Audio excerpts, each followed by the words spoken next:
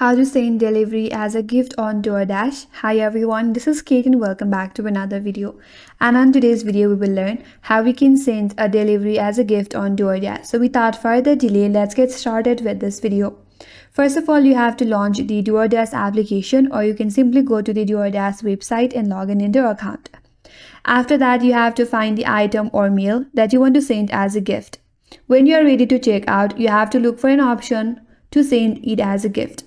This may appear as a button or option during the checkout, such as send as gift or gift this order. Then you will need to input the recipient's delivery address, their name and phone number. Optionally, you can include a personalized message to be sent along with the gift. Now, you have to complete the payment for the order. You will be charged for full order including delivery and any tips. Now, you can review your details and confirm the gift order. The recipient will receive the delivery as a gift and then they may get a notification or message with the details of the gift.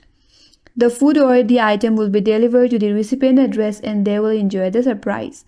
So in this way, you can send delivery as a gift on Doordash, and that's all for today's video. Hope this video was helpful, and if you're new to our channel, consider subscribing. Thank you for watching and stay tuned for more videos.